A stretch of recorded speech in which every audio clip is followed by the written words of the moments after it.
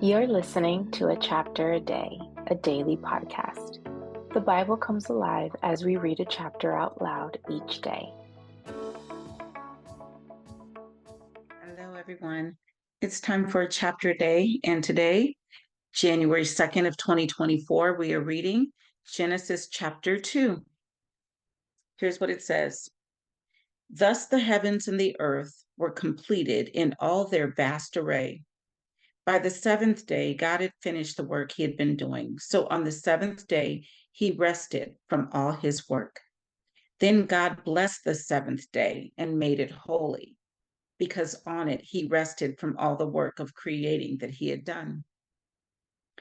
This is the account of the heavens and the earth when they were created, when the Lord God made the earth and the heavens. Now, no shrub had yet appeared on the earth, and no plant had yet sprung up, for the Lord God had not sent rain on the earth, and there was no one to work the ground. But streams came up from the earth and watered the whole surface of the ground. Then the Lord God formed a man from the dust of the ground and breathed into his nostrils the breath of life, and the man became a living being. Now the Lord God had planted a garden in the east, in Eden, and there he put the man he had formed. The Lord God made all kinds of trees grow out of the ground, trees that were pleasing to the eye and good for food. In the middle of the garden were the tree of life and the tree of the knowledge of good and evil. A river watering the garden flowed from Eden. From there, it was separated into four headwaters. The name of the first is the Pishon. It winds through the entire land of Havilah, where there is gold. The gold of that land is good. Aromatic resin and onyx are also there.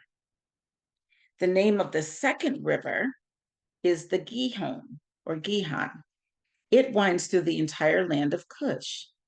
The name of the third river is the Tigris. It runs along the east side of Asher. And the fourth river is the Euphrates. The Lord God took the man and put him in the Garden of Eden to work it and take care of it.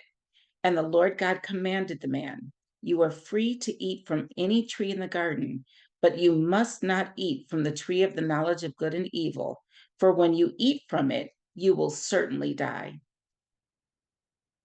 The Lord God said, "It is not good for the man to be alone. I will make a helper suitable for him." Now the Lord God had formed out of the ground all the wild animals and all the birds in the sky. He brought them to the man to see what he would name them. And whatever the man called each living creature, that was its name. So the man gave names to all the livestock, the birds in the sky, and all the wild animals.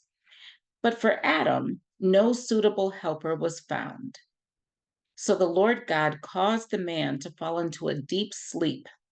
And while he was sleeping, he took one of the man's ribs and then closed up the place with flesh.